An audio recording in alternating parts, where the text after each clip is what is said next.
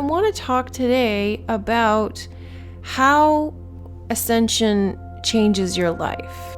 In the beginning of our truth journey, we don't really know what it is we're headed toward. We know we want the truth. We know that everything's a lie. And we're digging and digging and digging and going down all the various rabbit holes. We don't know where we're going to end up. We don't know why everything's a lie. And a lot of people get caught up in the fear camp of, well, everything's a lie because we're here in a prison and they're controlling us. But if you get past that level into understanding that everything here is about awakening and ascension and discovering the God within, then you have a bit more of a solid direction. Not everybody gets past the fear camp, even with the awareness of the ascension path, even with the awareness of the God within. What I want to talk about initially is the interchange, because fundamentally that's really what you're after. Because we're going from base consciousness, which is beast mind, basing your experience off the physical and external factors and being influenced by what's happening outside of you, to Christ consciousness, to understanding that you are reality and you are manifesting everything that is outside of you, and so there is no separation. In the beginning of my journey, before that even, I wanted big things. I had big ambitions. I had big dreams. Once I understood the truth and the pyramid setup and the elite and all of that, I understood why it was such a struggle for me that I couldn't get past a certain point. But getting even deeper into doing inner work and understanding that all is mind and the stories we tell ourselves, the star story, the story that we were born with, and things we have to overcome. Through that process, I understood that it's not an external thing that's preventing this from happening. It's an internal thing. So there are certain limitations that are set upon us by society, but also by ourselves and how we view society. And those are put on us at birth, with the family that we're born into, the story that surrounds us that we are born into, which is set by your birth time, your zodiac. There's a preset path and a preset story that you have to overcome. But there are still desires and things that you have always had, but you've told yourself that you can't have them for whatever reason. That dream is always there, that interest is always there, and if you're denying it, then you're suppressing an aspect of yourself that brings you joy. So even if you can't become, a famous musician or successful musician, that's not the point. The point is that playing music brings you joy, so you should play music.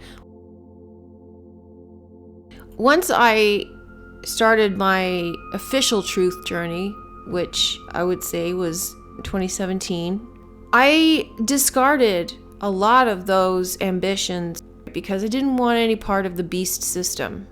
And it will help you purge things that you thought were necessary that are not necessary. And then you realize the value of things and you bring the things back into your life that you do value at a different level.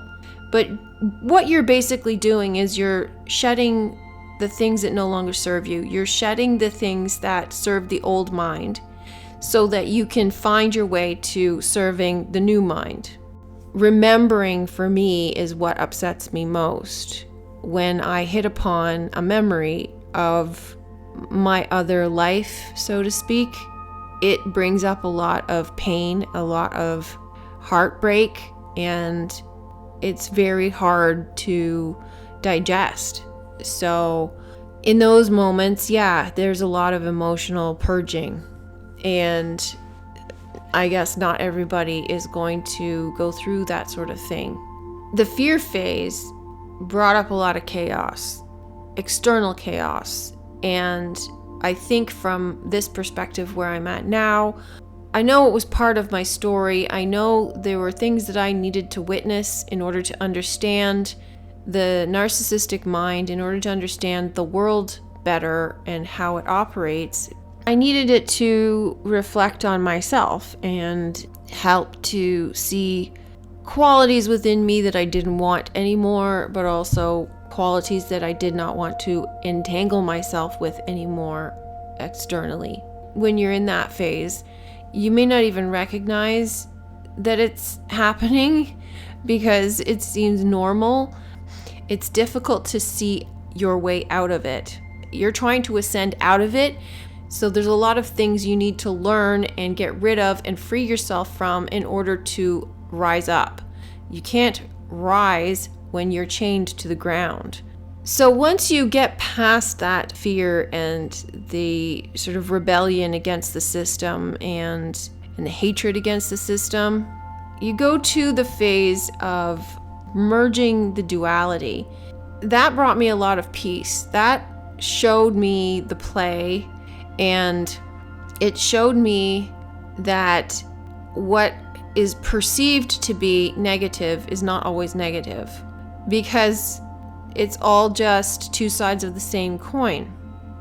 Once that happened, there were a lot of things that fell into place, and I was able to see the story unfolding in front of me. I was able to understand how everything is happening in divine order.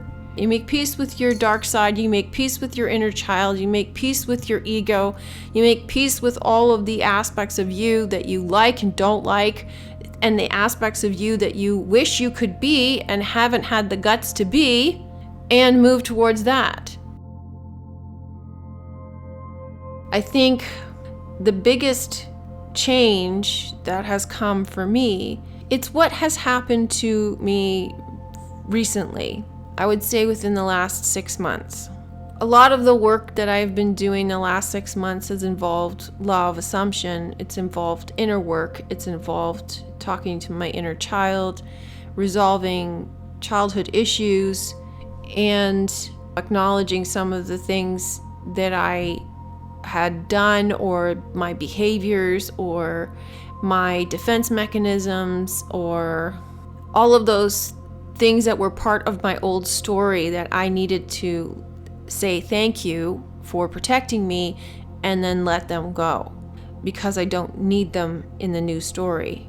And also seeing parallel universes, seeing the world in a totally different way, seeing my life in a totally different way, understanding who I really am, understanding my purpose, understanding my past, understanding where I came from, why I'm here, understanding what God you are and your divine purpose here is humbling. It's humbling because it's such a powerful position. It comes with such tremendous responsibility for your role in this world and what you have done and what you have to do. It shouldn't be something that you are hungry for. I'm now at the stage where I look at the 3D and it all seems like a dream. I'm more focused on my inner world than the outer world, and it has brought me a lot of peace. I feel more certain of things working out for me. I feel more certain of where I'm headed, and that I don't need to hinge anything on the external. And I feel more compassionate towards people, more compassionate towards myself.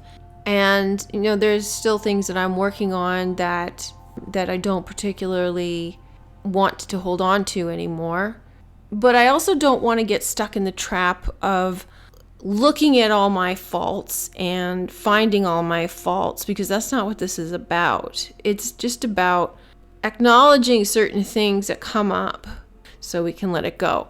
It's like when you go through the fear stage, that's like extreme alchemy and an extreme purging process.